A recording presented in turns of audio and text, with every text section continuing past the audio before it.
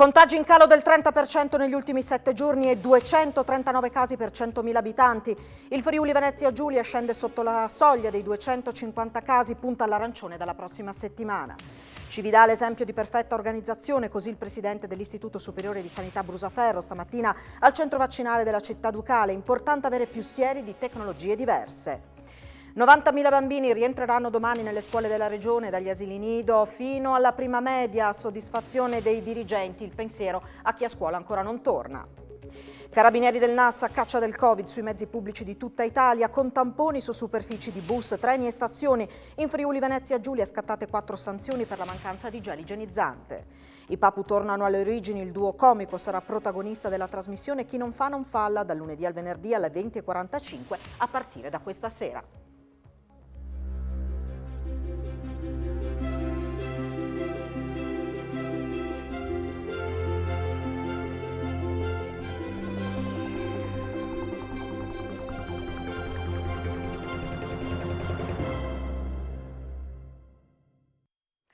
A tutti voi buonasera e ben trovati a questa edizione del telegiornale di Telefriuli. L'avevamo detto, questi sono giorni decisivi per quanto riguarda il passaggio di fascia del Friuli Venezia Giulia e l'attesa notizia è arrivata oggi a livello regionale. In Friuli Venezia Giulia i casi ogni 100.000 abitanti scendono sotto la soglia dei 250, per la precisione sono 239, soglia, ricordiamolo, che determina il passaggio o comunque la permanenza in zona rossa. Resteremo nella fascia con le maggiori restrizioni per tutta la settimana. C'è poi ovviamente la speranza che la cabina di regia ci faccia passare in arancione a partire dalla prossima settimana. Si attendono poi in un paio di settimane gli effetti del calo dei contagi sugli ospedali, dove la situazione è ancora pesante. Il Friuli Venezia Giulia vede l'arancione in fondo al tunnel. Questa sarà una settimana totalmente in zona rossa, ma al prossimo test della cabina di regia nazionale la nostra regione dovrebbe presentarsi con le carte in regola per un passaggio di fascia e dunque per un allentamento delle misure restrittive. Con i dati registrati durante le festività pasquali e l'ultimo aggiornamento di oggi, il Friuli Venezia Giulia registra nell'ultima settimana 239 casi ogni 100.000 abitanti, dunque sotto la soglia dei 250 che determina il passaggio o la permanenza in zona rossa. I dati elaborati dai ricercatori indipendenti guidati dal professor Paolo Spada, che da un anno seguono l'evoluzione della pandemia, danno per raggiunto l'obiettivo che si puntava a conseguire proprio in questi giorni. I casi a livello regionale sono 239, i dati per provincia danno Trieste quarta in Italia per incidenza con 338 casi, Gorizia 14esima con 284, Udine 22esima con 253 ed infine Pordenone, da sempre sotto soglia, e oggi a quota 112 casi negli ultimi 7 giorni. Altro dato interessante riguarda la flessione della curva dei contagi, che registra un meno 31,9% nell'ultima settimana. Il dato sull'incidenza risulta in calo nella nostra regione dal 15 marzo, quando il territorio è entrato in zona rossa e sono state applicate le massime restrizioni. Le misure hanno avuto effetti sulla curva dei contagi e sull'incidenza. Entro un paio di settimane si conta di raggiungere risultati anche sul fronte dei ricoveri, con un calo della pressione sulle terapie intensive e sugli altri reparti Covid. Cividale è un esempio di perfetta organizzazione, lo ha detto il presidente dell'Istituto Superiore di Sanità, il friulano Silvio Brusaferro, che questa mattina ha visitato il centro vaccinale della città ducale. Nell'occasione ha parlato anche dei parametri relativi alla classificazione delle regioni e poi ha parlato di vaccini. Più ce n'è, meglio è, anche di diverse tecnologie, ha detto. Non ci sono file d'attesa, gli operatori mettono in atto un'eccellente fase d'accoglienza e nel complesso si riscontra una perfetta organizzazione. Lo ha detto al centro vaccinale di Cividale il presidente dell'Istituto Superiore di Sanità Silvio Brusaferro, che in merito alla richiesta delle regioni, tra le quali Friuli Venezia Giulia, di rivedere i parametri per definire regole più o meno stringenti a seconda del colore, si è così espresso. C'è attualmente un tavolo tecnico che è stato chiesto dalle regioni, che è stato istituito con un decreto del Ministro che sta lavorando e che guarderà attentamente i parametri alla luce anche dell'evoluzione epidemiologica di quanto sta avvenendo. Oggi fortunatamente abbiamo i vaccini, questo è un elemento che ci fa sperare, abbiamo sempre ovviamente degli indicatori che sono guida, però l'insieme degli indicatori può essere valutato proprio alla luce dei vaccini. In questo momento più vaccini abbiamo, meglio è, ha detto ancora Brusaferro, riferendosi anche alla situazione della Gran Bretagna, dove il 50% della popolazione è stato vaccinato con AstraZeneca, il vaccino verso il quale c'è maggior scetticismo. Il scetticismo nei confronti del vaccino, che secondo me non ha ragione di esistere, anche tutte queste informazioni su possibili effetti collaterali sono il marker, diciamo, no? L'indicatore di quanto sia puntuale e serio il sistema di monitoraggio. Questa è una sicurezza per tutti noi, perché vuol dire che il sistema monitorizza, acquisisce informazioni e appena le informazioni le rende disponibili e adatta alle proprie strategie di vaccinazione. Avere a disposizione dei vaccini a partire da fine anno è stato un miracolo. Avere dei vaccini efficaci però vuol dire anche produrli in miliardi di dosi. E quindi la scommessa è da parte di tutti i paesi di fare in modo che si possano produrre vaccini per tutta la popolazione, anche in una prospettiva eventuale di richiamo. Ed è stato duplice il ruolo del presidente dell'Istituto Superiore di Sanità Silvio Brusaferro nel suo passaggio al centro vaccinazioni di Cividale. Da un lato l'ufficialità della visita legata al suo ruolo, dall'altro il compito di accompagnare l'anziana madre a farsi somministrare la seconda dose di vaccino anti-Covid. E così si è occupato della madre, appena vaccinata, con soddisfazione, prima di raggiungere le autorità presenti nel palazzetto dello sport e quindi per immergersi appieno nel suo compito di studioso, stratega e comunicatore del Comitato Scientifico Nazionale. In arrivo in regione altre 30.000 dosi di vaccino Pfizer, la macchina organizzativa per la loro prenotazione e somministrazione è ben rodata, lo ha detto proprio a Cividale il vicepresidente della regione Riccardi. In Friuli Venezia Giulia ogni giorno vengono somministrate dalle 6 alle 7.000 dosi di vaccino e non ci sarebbero problemi a somministrarne ulteriori 3.000, vaccini a disposizione permettendo.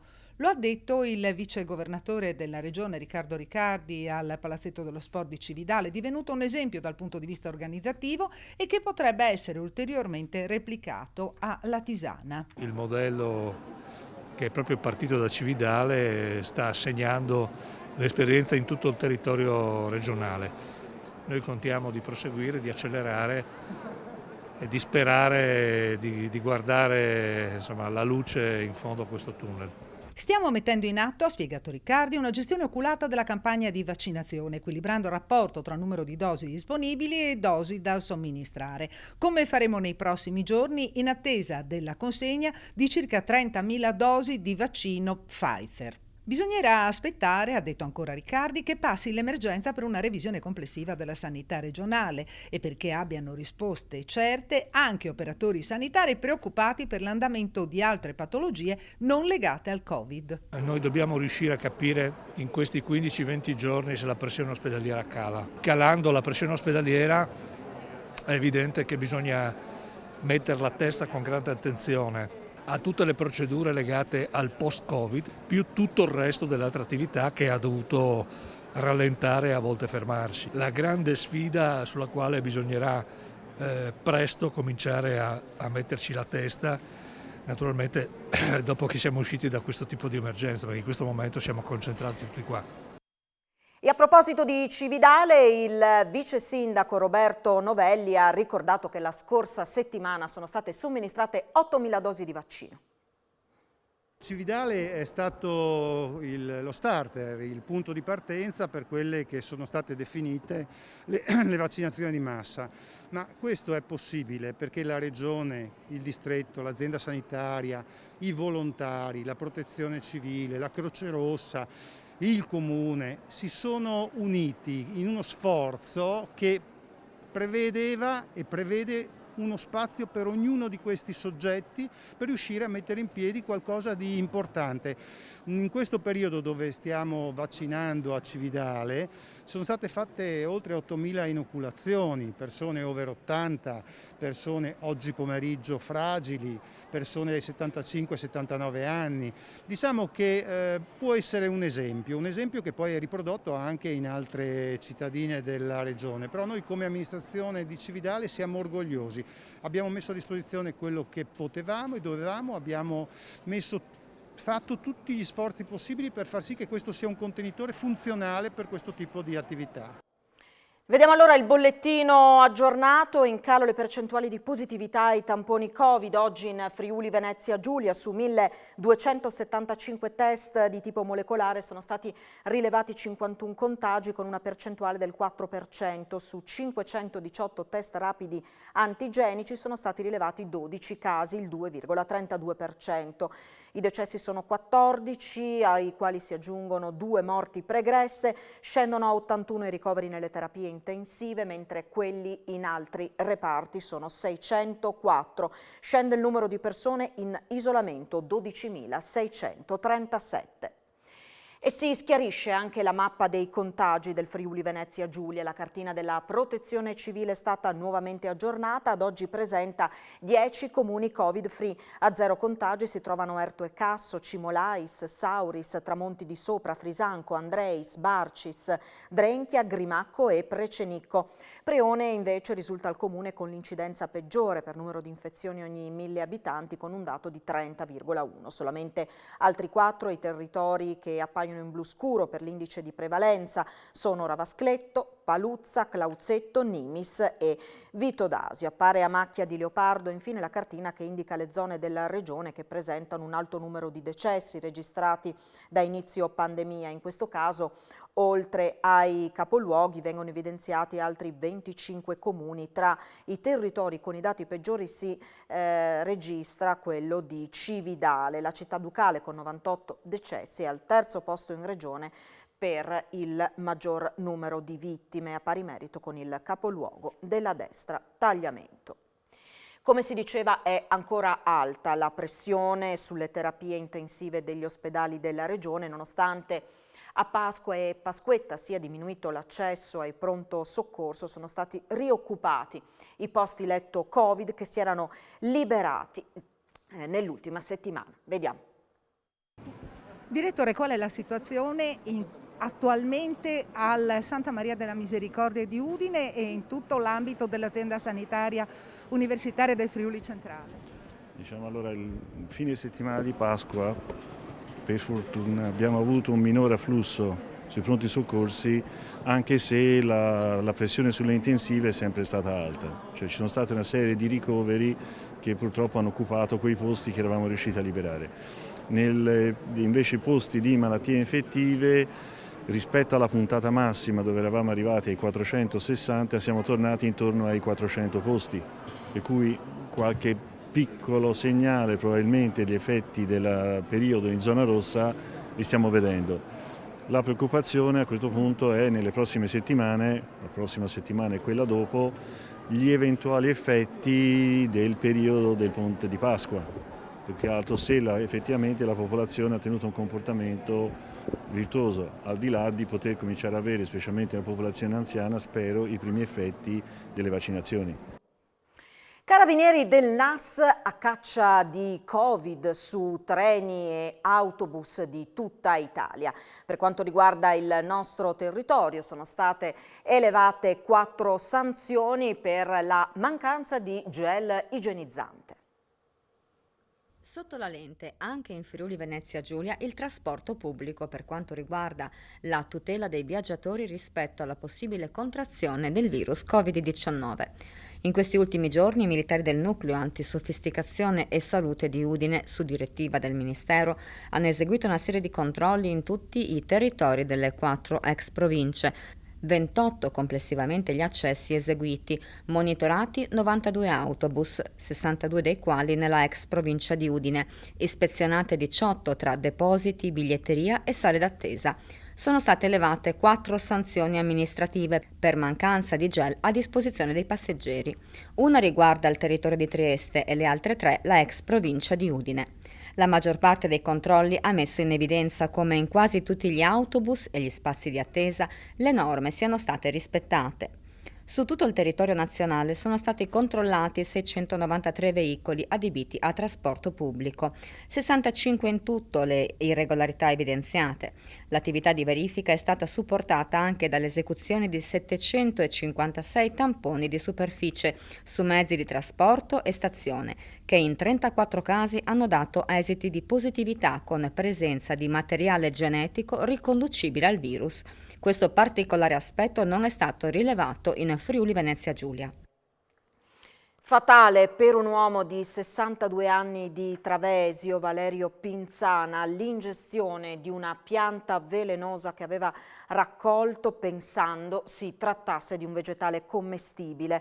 Forte della sua padronanza in fatto di erbe spontanee, escursionista, profondo conoscitore del suo territorio, aveva cucinato con quell'erba per un pranzo poi consumato assieme alla compagna lo scorso 29 marzo.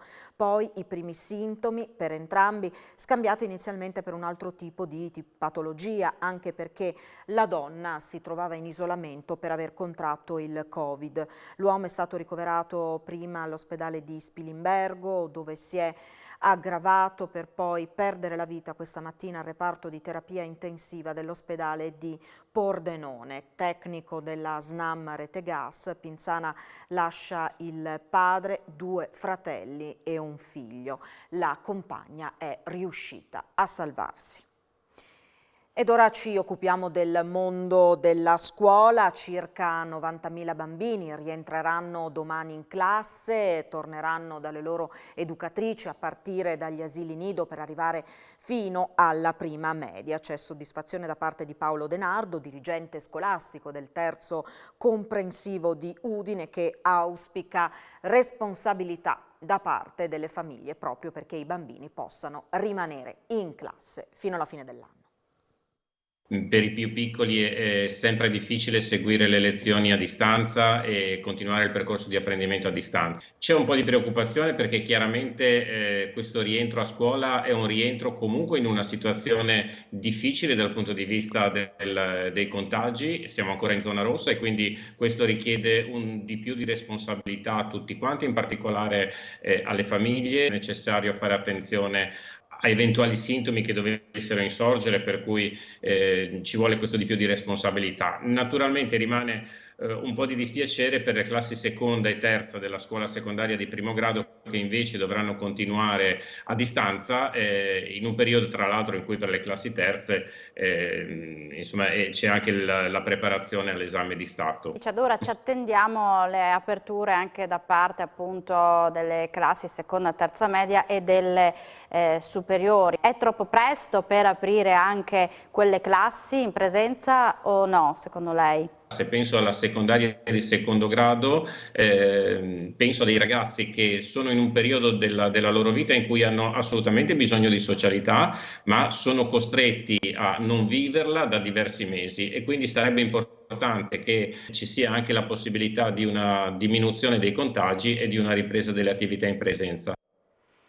E alla vigilia della ripartenza in presenza della scuola fino alla prima media, questa mattina nella frazione di Cisterna di Coseano si è tenuta una manifestazione pacifica da parte di alcuni genitori contro la didattica a distanza. Si tratta di famiglie con figli in seconda e terza media che questa mattina si sono ritrovati all'esterno della scuola, nel parcheggio, in piedi fuori dalle auto, come se aspettassero i figli all'uscita da scuola. E proprio a coloro che domani non torneranno in aula ma continueranno con la didattica a distanza va il pensiero di Teresa Tassanviol, presidente regionale dell'Associazione Nazionale Presidi, insomma, che si augura ci siano presto le condizioni per un ritorno sui banchi, e il pensiero va anche alla scuola d'estate.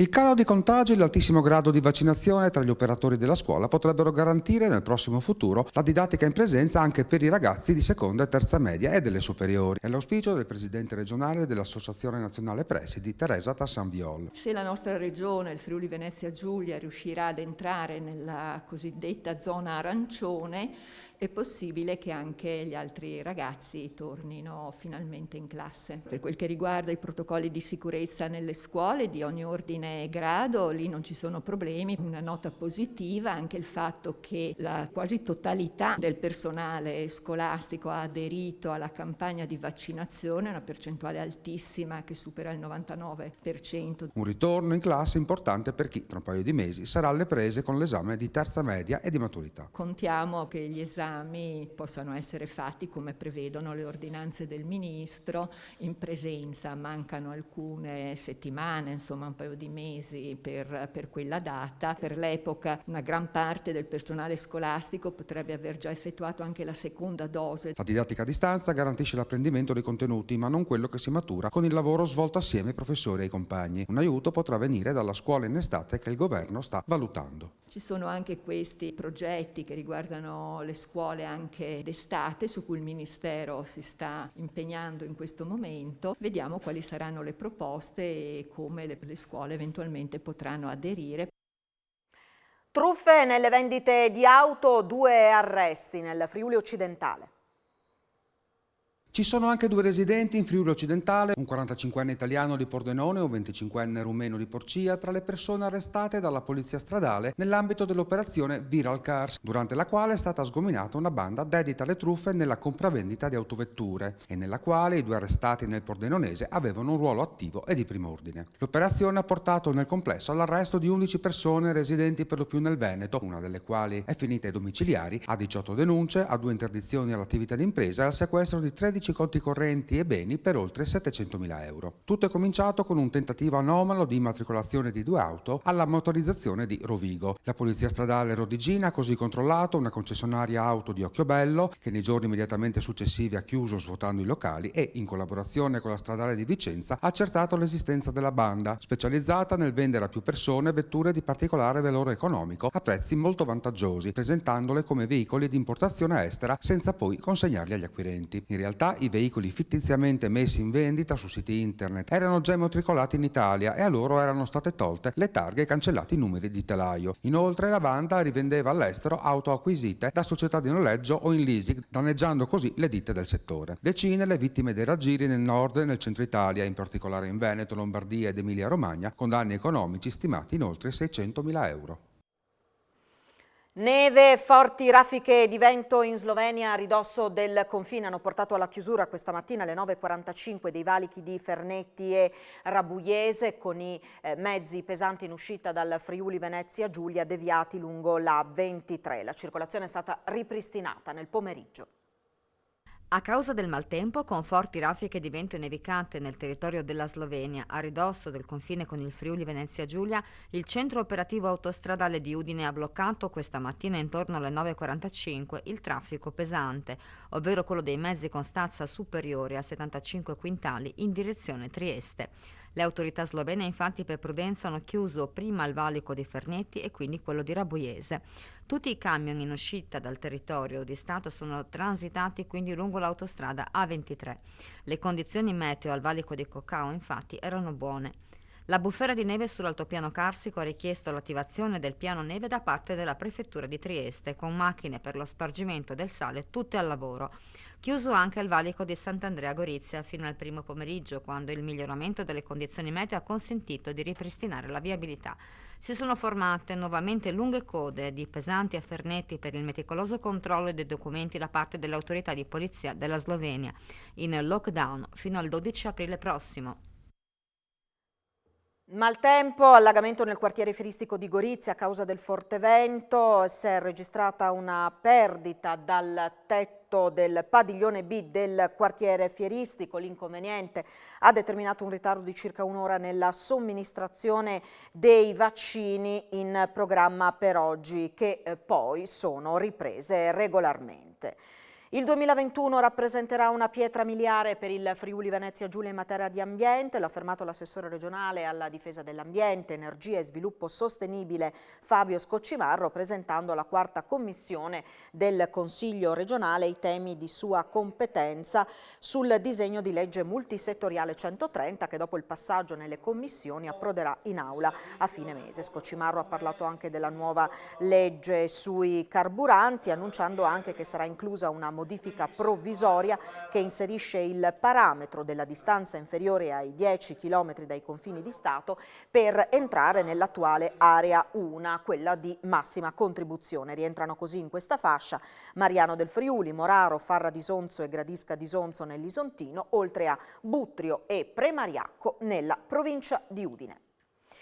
Il Friuli Venezia Giulia non deve diventare il campo profughi d'Europa, a dirlo l'europarlamentare Marco Dreostro, che questa mattina ha incontrato a Lubiana il primo ministro. Il coordinatore regionale della Lega ha anche chiesto pattugliamenti congiunti ai confini, oltre a maggiori garanzie per i lavoratori transfrontalieri.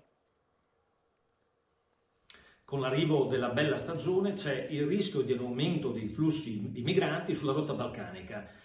Ho voluto personalmente parlarne quest'oggi a Lubiana con il primo ministro sloveno Janez Janša per discutere come aumentare i pattugliamenti congiunti ai confini e soprattutto come cercare di fare pressione congiunta sull'Unione Europea, di cui ricordo Janša sarà presidente di turno dal luglio 2021, per poter instaurare dei centri di controllo per i migranti fuori dai confini europei, prevedendo tra l'altro un sistema di rimpatri serio, efficace e soprattutto immediato per tutti coloro che non hanno il diritto a ricevere lo status di rifugiato.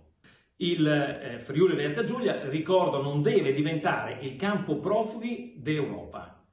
Ho portato poi all'attenzione del primo ministro Janša anche la questione dei transfrontalieri del Friuli Venezia Giulia, che ricordo durante questa pandemia sono stati fortemente penalizzati. Ho portato le istanze di questi lavoratori chiedendo di ristabilire al più presto la libera circolazione ed evitare che il costo dei tamponi ricada proprio su di loro. I Papu ritornano su Telefriuli, protagonisti a partire da questa sera, ogni sera alle 20:45, di Chi non fa non falla, una striscia quotidiana da prendere sul serio per riderci su. Come sintetizzare sta cosa? Sì. Ci vediamo fra poco, la sintesi è ci vediamo fra poco. Sì, sì.